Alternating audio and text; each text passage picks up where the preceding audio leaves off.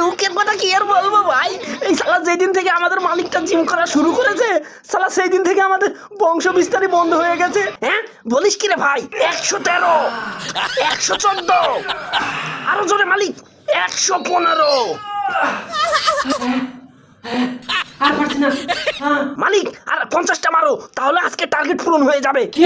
আর পারবো না, এনার্জি নেই। মালিক তুমি তাড়াতাড়ি 6টা ডিম সিদ্ধ করে খেয়ে নাও, তাহলে তোমার এনার্জি সব ফিরে আসবে। হ্যাঁ চল সেটাই করি। আরে প্লিজ মালিক আমাকে ছেড়ে দাও, আমি তো এখনো বিয়ে করি নাই। বাপ রে বাপ, এবারের মতো বেঁচে গেছি। ও জানো তোমার বয়ফ্রেন্ডটা তো টিকিট কেটে গেল, চলো না আমরা দুইজনে এখন এক হয়ে যাই। জরিনা তুমিও এখানে? হ্যাঁ গো সোনা, আমাকেও নিয়ে এসেছে। সোনা আমরা তো আর এই পৃথিবীতে এক হতে পারলাম না, চলো আমরা মালিকের পেটে গিয়েই না হয় একসাথে হব। কিরে পানি, তুই গরম হলি? না গো মালিক, তুমি একটু হাত দিয়ে দেখো না। হ্যাঁ মালিক, পাতিলে হাত দিয়ে দেখো না, তাহলে বুঝতে পারবে ভালো করে। বাবা গো, ওই ডিমের বাচ্চা, এটা তো প্রচুর গরম। ঠিক হয়েছে শালা, এবারে বুঝতে পারলে তো? তুমি যখন আমাদের গরম পানিতে দাও তখন আমাদের পেছনটা কিরকম করে ফাটে।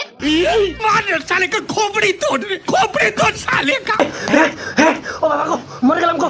মালিক, ও মালিক এ তাড়াতাড়ি আসো না, এই দেখো আমরা সিদ্ধ হয়ে গেছি। হ্যাঁ আরে পাগলা, তোর পেছন চলছে না, তুই একটু ডাক না মালিককে। হ্যাঁ হ্যাঁ, ওই শালাকে ডেকে লাভ আছে?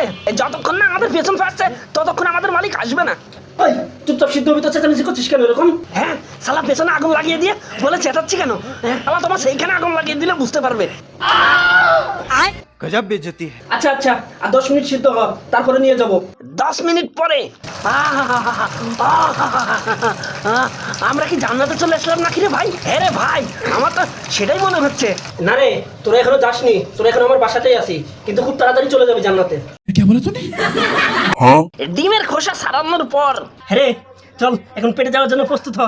এই দেখো মালিক, আমাদেরকে ছেড়ে দাও। হ্যাঁ, তোদেরকে ছেড়ে দেওয়ার জন্য সিদ্ধ করেছি। হ্যাঁ সেটাই তো, তুমি তাড়াতাড়ি খাও না মালিক, তোমার তো আরো 50টা বাকি আছে।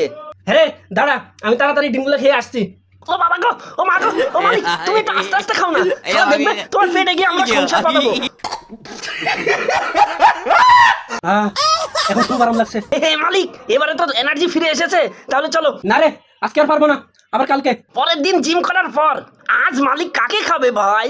হেরে আমাদের মালিক না, শালা বুঝতেই পারি না যে কাকে খাবে। হ্যাঁ সেটাই তো, দেখলি না আগের দিন জরিনার বয়ফ্রেন্ডকে কিভাবে নিয়ে গেল। হ্যাঁ মালিক আসুক, তাহলে দেখা যাবে যে কাকে নিয়ে যায়, আমাকে না তোদেরকে। আবে ওই, তোরা কি ফুসফুস করছিস না? এই চুপ চুপ চুপ, বাপ রে বাপ, আজকে খুব জোর বাচ্চা বেঁচে গেছি। হ্যাঁ আরে আরে ও মালিক, আমি না একটু আগে টিকটকে একটা খুব জোর ম্যাজিক দেখলাম, তোমাকে শেখাবো নাকি? হ্যাঁ হ্যাঁ, কি ম্যাজিক দেখা? হাই প্রথমে হাতে 3টে ডিম নাও।